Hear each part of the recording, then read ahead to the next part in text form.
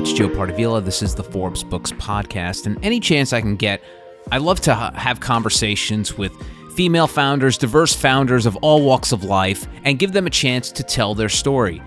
And female-run companies are growing all over the world. Unfortunately, women face constraints that limit their ability to grow their businesses. This week, I'm fortunate enough to be joined by two women that are working to break the glass ceiling and then send the elevator back down to the next generation of female leaders. They are Jaclynn Brennan and Yanyi Lee, who goes by Summer, and they're the co-founders of Feely, a female mastermind membership community focused on educational masterclasses, peer-to-peer mentorship, and funding opportunities for early-stage female founders. Jaclynn, welcome to the podcast. Thank you so much, Joe. I'm thrilled to be here today. Oh, that's awesome. And Summer, welcome as well. Hi, Joe. Thank you so much for having us. The pleasure's all mine, and I want to get right into this.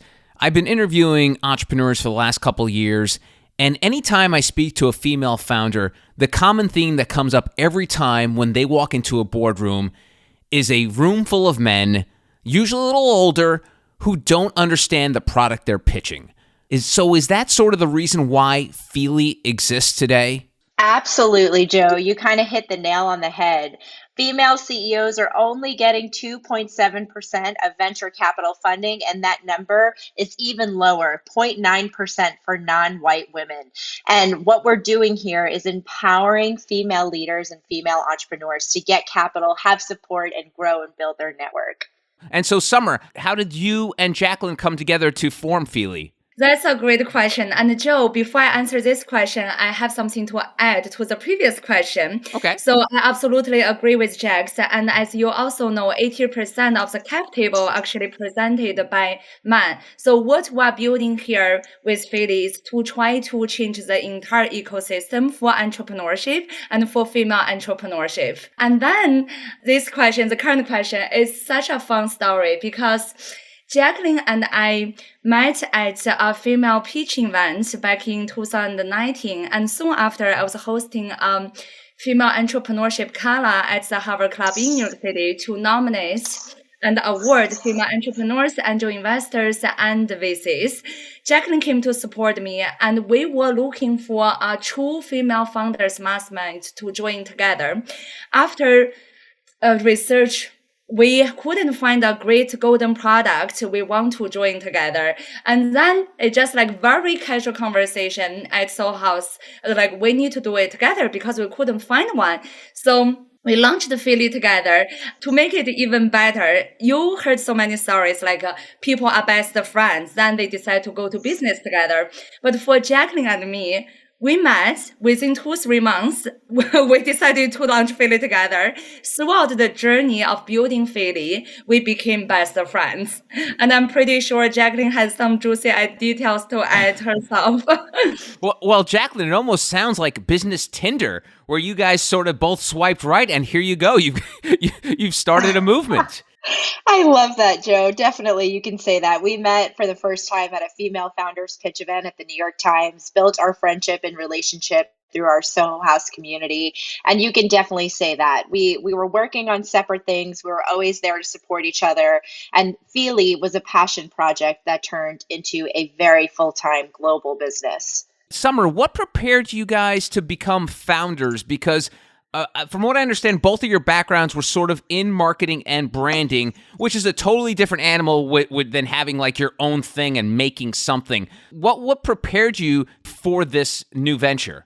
Yeah, that's such a beautiful question. Joe, I really like this question because this question is not often to be asked.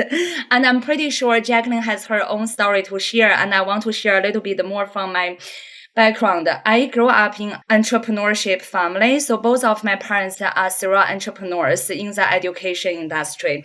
So growing up, seeing how hard they worked and how risky taking they have been really inspired me. For me, it's never a doubt I'm going to become an entrepreneur. I'm going to have my own business. It's never a question to me. So after I finished grad school, I interned for Michael Kors and Bottega Veneta for a year. And my goal was to stay at corporate for 2 more years and then leave corporate to found my own marketing agency between United States and China. But things never go as you planned. Of course. I couldn't get a working visa sponsored because so in marketing and in fashion, it's really hard to get sponsored. I talked to my lawyer. My lawyer said, tell me more on what you worked outside of corporate. And I shared what kind of project I was working on. And I was so lucky to be granted for individual with extraordinary ability in the United States. So people who are literally at top 1% in your industry can be granted by this visa. So after I got the visa, I was too excited. I was like, right now, I don't have to stay at corporate. I don't need to be sponsored by any companies. I can work on my own. So I immediately created my international marketing agency between United States and China. And I was working on global campaigns, launches, and for public traded companies, holding companies that hold more than 20 brands or startup with funding.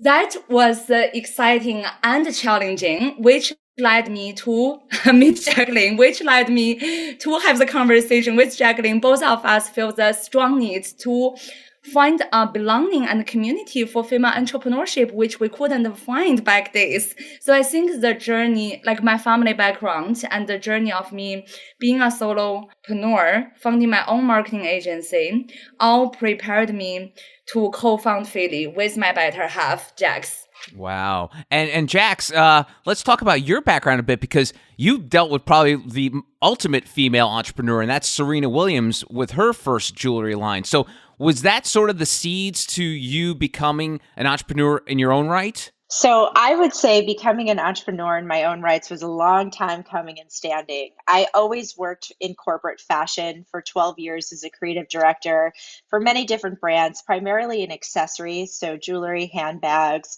eyewear. I then worked for an amazing organization that focused on girls' education, donating net profits to give back. And through that opportunity, I had the chance to work with Serena Williams on a jewelry collection. That was a phenomenal experience in my career, and all of the work that we did to empower female leaders, also including a documentary series for Refinery 29 on global artisan work. And after that, I left corporate to start a tech company, a SaaS B2B software with a few male partners. And in that time, in that transition, it was extremely challenging for me, Joe. I didn't understand vesting schedules. I didn't know how to negotiate my contracts, and I had never had to raise capital for my own business. So that was a great learning lesson. I call that my life MBA. And through that situation, it really prepared me and gave me those beautiful failures that I reframed into discoveries to be ready to start Feely with Summer. I like to ask this question, Summer. So when I talk to someone who has like this new company, sometimes you kind of get lost in your own way because you have so much information and you can't wait to tell people what you're doing. So I always frame this question like this. Summer, if we were trapped in an elevator, I told you about myself, and then I said, so Summer, what do you do? And then you go, oh, I'm the founder of Feely. Well, how would you describe Feely to someone you're trapped in an elevator with, and you probably have a few minutes to discuss what Feely does? Great question, Joe. Elevator pitch. So I'm the co-founder of Feely.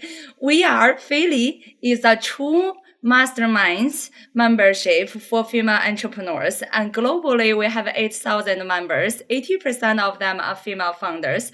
20% C-suite who are launching their own startups. And we are building an entire ecosystem for entrepreneurships to help entrepreneurs rise. So that was good. I understood that. Now, Jax, talked about the day-to-day of these masterminds and how you are sort of creating these collaborations with people. What kind of steps are you taking? Absolutely. So we are a private network community. So what does that mean? You have to apply, you're vetted, you go through an interview process, and we hand curate these cohorts. Those are small groups of up to 10 women. We pair them very selectively so that every woman sitting at the table has a different background, expertise, and skill set. We then co-create curriculum directly with our members and the beautiful structure we've put in place over the past 2 years. And it's a year-long commitment with annual renewal. So that looks like monthly master classes, roundtables, which are accountability and strategy sessions, and a hybrid of virtual and in-person programming. So we can really build those deep, meaningful connections and relationships with our members. And summer, if my math is correct, which is not my strong suit, 2 years ago would put us before the pandemic. So I'm sure you envision this as being this sort of face-to-face, everyone getting together, spreading the love, spreading ideas, and then the pandemic happens. How has COVID affected what Feely does and the mission? So, of course, COVID-19 affected a lot of things, but I think our mission is not affected because our mission is to help entrepreneurs rise. And we stay true to ourselves. We stay true to our mission. We don't quit. But how we got affected is really a testing period on resiliency and true entrepreneurship. Because for us, we believe true entrepreneurs, you have to have the resilience to always be able to adapt. Are you able to adapt? Are you a fast learner? So actually, Jaclynn is a mastermind of how we pivoted our business model after 2020. Before we started in New York City, our cohorts were running in person, just like any other membership clubs and chapters. After COVID-19, our members actually moved to different cities, and it's not sustainable and practical to run our cohorts in person. So what we did is we pivoted everything online, but by still delivering and providing high quality membership product to our members. So, true entrepreneurs would like to take any sort of challenges to turn it into an advantage, and that's what we did for Feely. So last year, we actually all of a sudden, we say, okay, so geolocation is not a limit anymore because our members moved around, and all of a sudden we have a global network. Our members moved to North America, in Canada, moved to the DR, Latin America, and all of a sudden we have members anywhere in the world. And what it makes it more beautiful is before we only run cohorts in person, and it's like a high level membership. And after COVID-19, we see more and more people joining us as community members, and they start to ask us, we're not ready to become female entrepreneurs, to be in your cohort mastermind membership, but can you launch something that we can still feel welcomed and be part of you? So instead of decreasing and shrinking our product, we actually launched a new product, which was Feely Tribe, specifically to COVID-19 situations. So I think we're so proud of us on what we have achieved, not because we were able to adapt very fast, but also because we actually over-delivered what we promised, and we actually added more value to our members. And Jaclynn, it must have been a bit meta, and not in the Facebook way, but meta in the fact that you're an entrepreneur company helping other entrepreneurs, yet you're having to go through the same pivot they're going to have to go through. So how did you separate the two there? Because you've got to deal with your pivot and the entrepreneur's pivots. Absolutely. So like Summer said, with every difficult circumstance and situation comes an opportunity.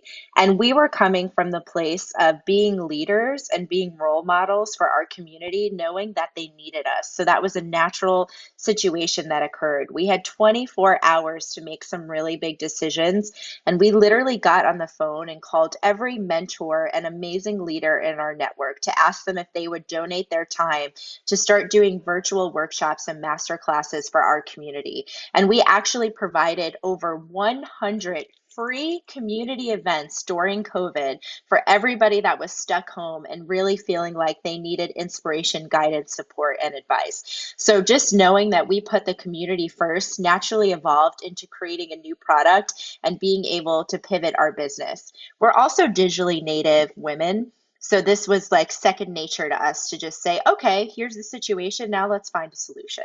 One important impact data I want to share is in 2020, 80% of our mastermind members self-reported their personal finance and business revenue actually grow between 200% to 300%. So they probably pivoted on their business models, but what we did together as a community through their peer-to-peer mentorship and support, they actually have financial growth. So we're very happy for them.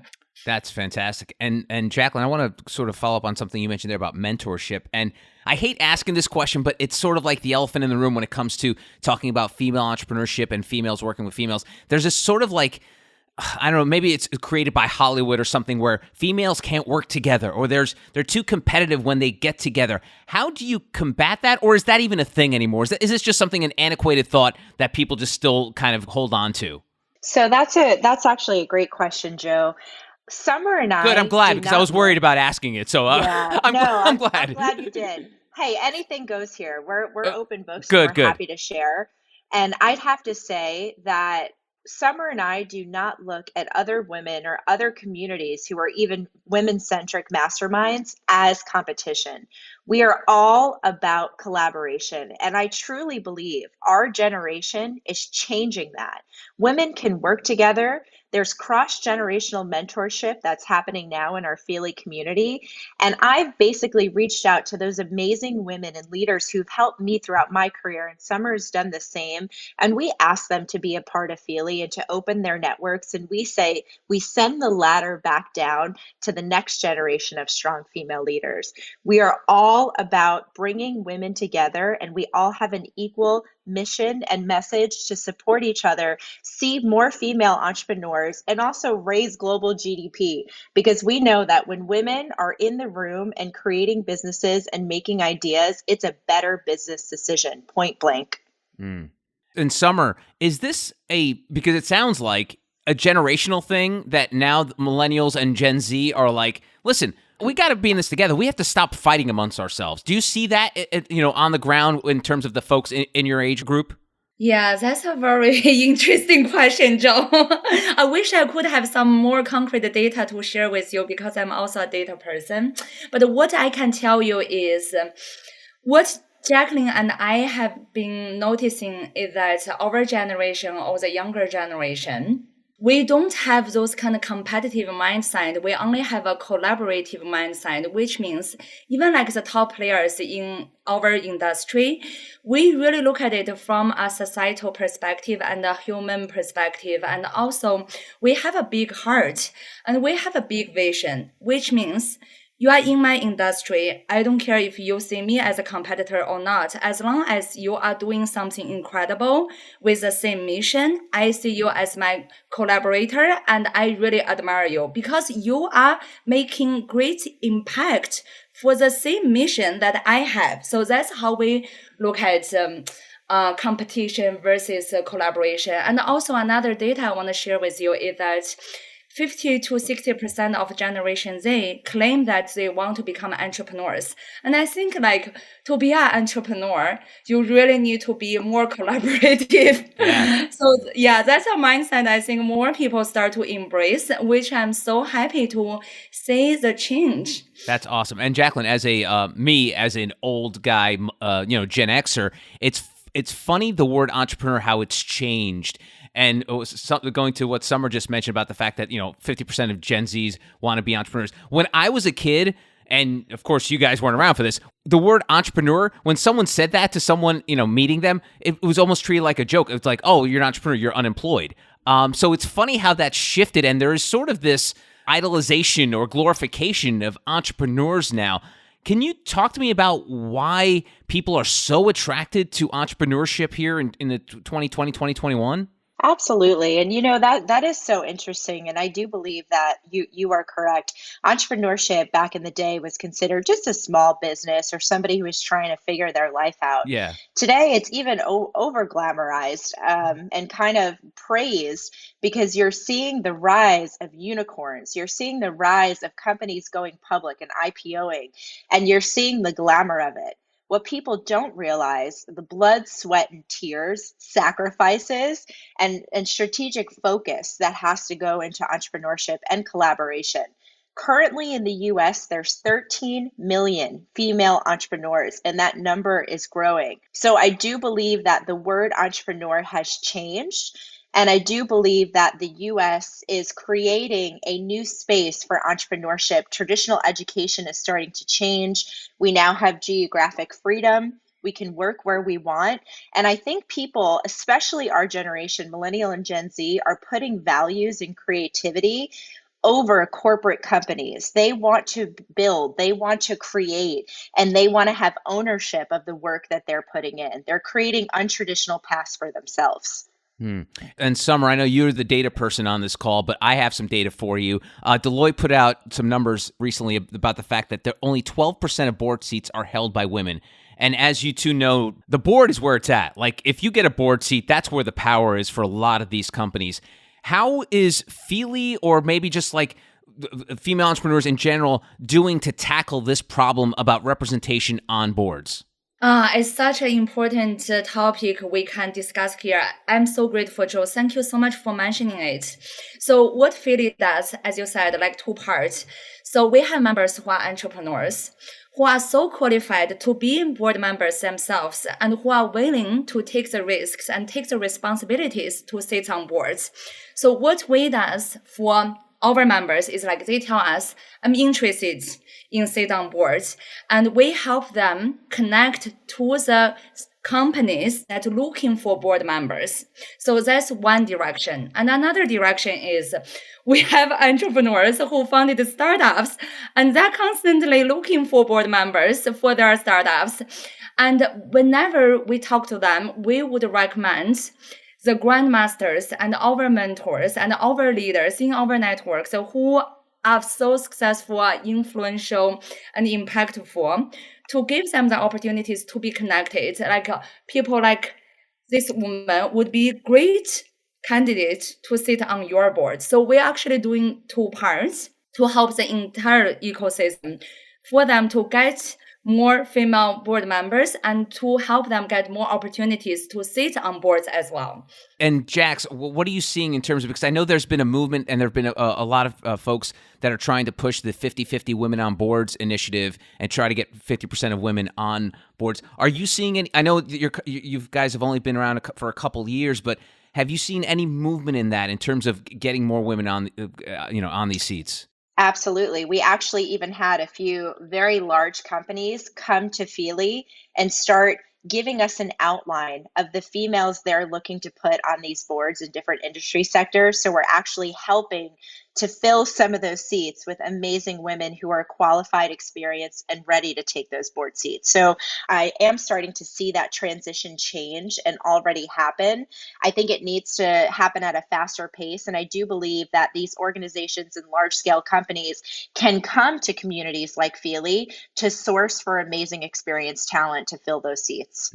And Summer, how are you threading the needle with a lot of these newer entrepreneurs and founders, and also having the ESG focus of social governance? Is that something from the beginning that these founders are sort of grasping to, or is that something they want to approach later on? Is that part of their mission? Like, is their social impact part of their mission, whether they're not, regardless if they're like a social impact company, but is social impact a big part of what these founders are trying to do?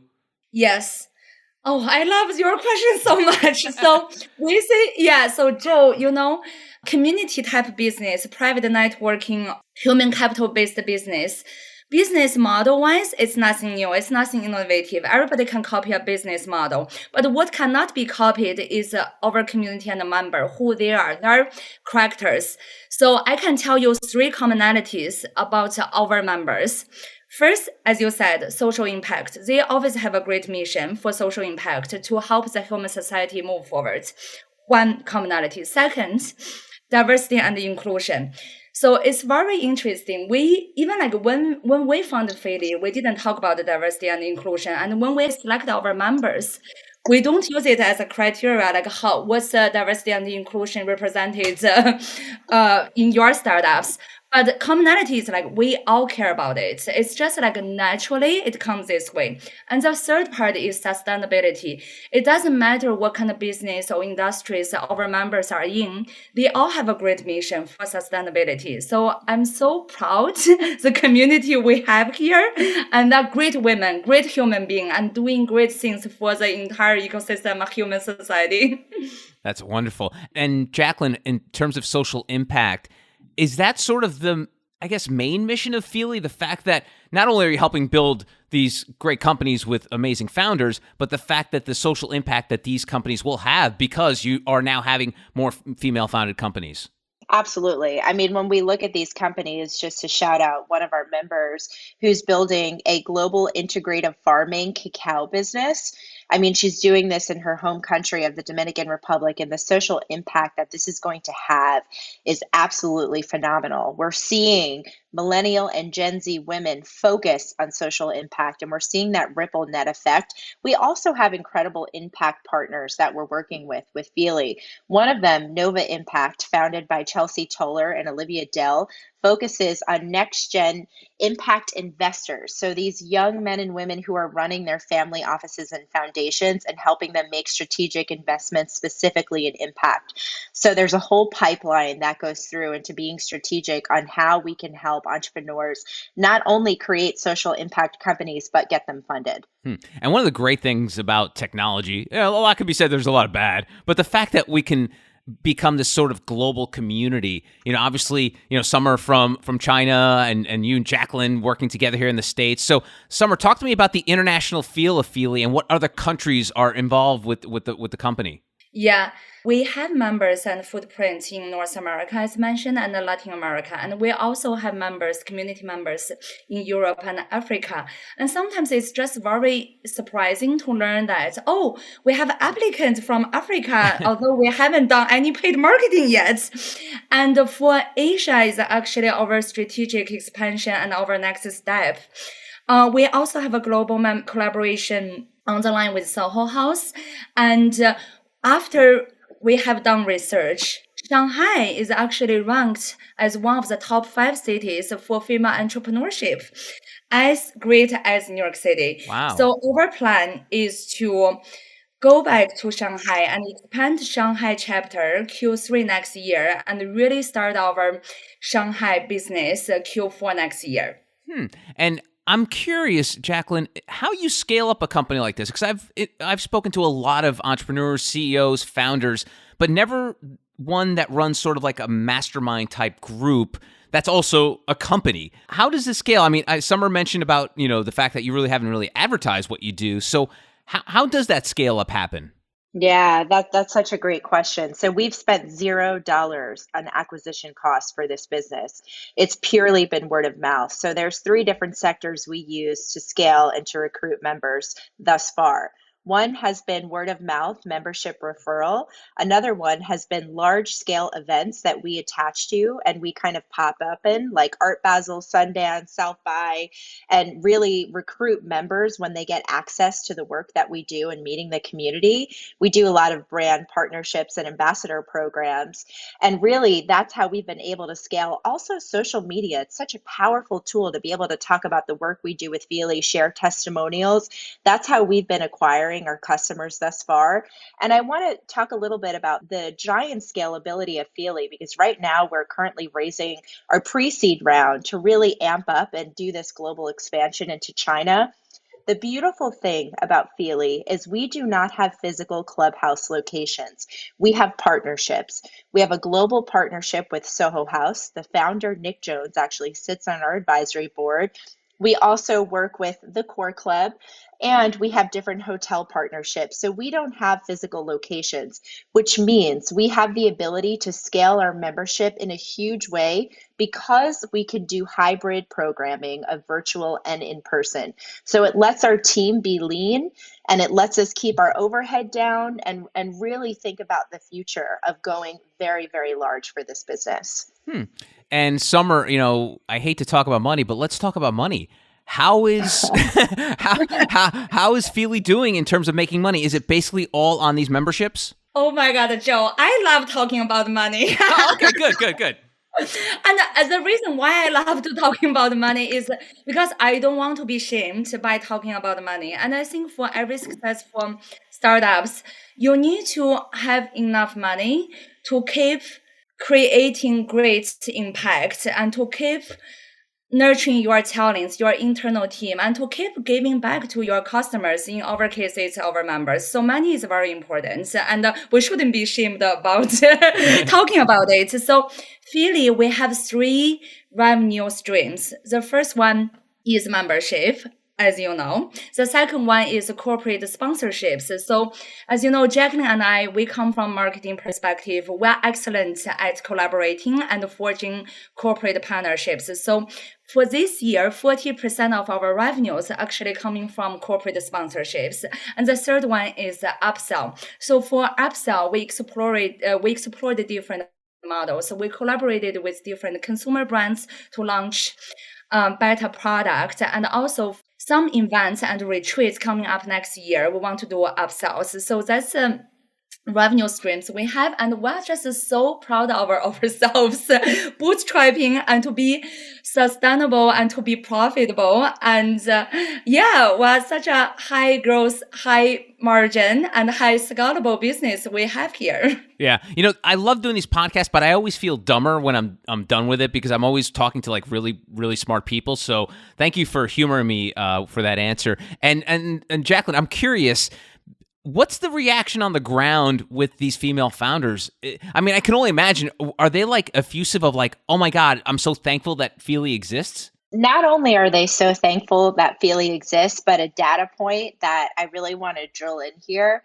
We have a 92% retention rate. So I think that speaks for itself. Hold on, I thought Summer was a data person. You're allowed to use data? Okay. Summer is definitely a data person, but these are things that are ingrained in our head. So it's a beautiful point to show that if our founding members have stayed with us year after year, we are continuing to do something right and help them grow and build. Our members have tripled or doubled their personal and business revenue. We have prevented burnout for several members. Partnerships have been forged. We've been able to help our founders raise over $500K in early stage funding. We've provided over 100 free master classes for our community, and we've supported 17 grassroots nonprofits financially through our active listening virtual series. Summer, is that okay that Jaclynn was infringing in your territory there? I mean, I'm so proud of Jaclynn. Jaclynn is truly my better half because today Jaclynn speaks so sexy and speaks data. I'm so proud of her. And Joe, I want to tell you something very funny. So today we are actually asked the questions from you. Usually that's a question we switch. We keep taking each other's territories. Well, that's good. No, I love you that. did a good job to challenge each. Yeah, you are doing a good job to challenge us. Oh, well, thank you. I try my best. And so, Summer, I want to get your opinion now. 2 years into the company, is this where you saw it? I mean, I know I've joked that you're very data driven, but does the data match the dream right now, 2 years in? Yeah, match the dream and probably even better. Yeah, so grateful. And also, it's just our yearly growth is like more than 215%. So Wow. I'm so happy. Yeah, I can tell you, when we first started 2 years ago, it was a passion project. So in my mind and in my heart, I knew Feely is VC type the business, and Feely can be scalable global business. And I know in the future, when we talk about exits, it's going to be a very successful exit. I knew everything when we started, but again, it was a passion project. So this year, serious business and the data and the traction all backed up to what we originally envisioned. I'm so proud of us. And Jax, talk to me about the acronym that you guys use for Feely, which is RISE, RISE, Renew, Inspire, Support, Empower. What do those 4 words mean to you and Feely? Oh, I love this question, Joe, because I come from the branding world. And when Summer and I were thinking about building Feely and what was most important for us, it's literally to help female entrepreneurs rise in every aspect of their lives. Oftentimes, we found that these membership groups for entrepreneurship only focused on business. And as women, we're so multifaceted. We go through different life circumstances than men do, just point blank. Raising children, having families, doing pivots. working and trying to balance all of these things. So our community and our programming focuses on the 360 lifestyle of a female founder. Everything from growing a business to conscious leadership to preventing burnout to the notion or the concept of balance as you're having a family and growing and scaling a global business. So when we say rise, renew, inspire, support, and empower, that truly means in all aspect of a woman's life. And so, as you both know from being in the marketing world, you haven't really arrived until people start to complain about you. So, Jaclynn, have people started to complain about the fact that, what are you doing? You're only female founders? That's being sexist. Have you gotten that? So you know what the beautiful thing is, I have to say, Joe?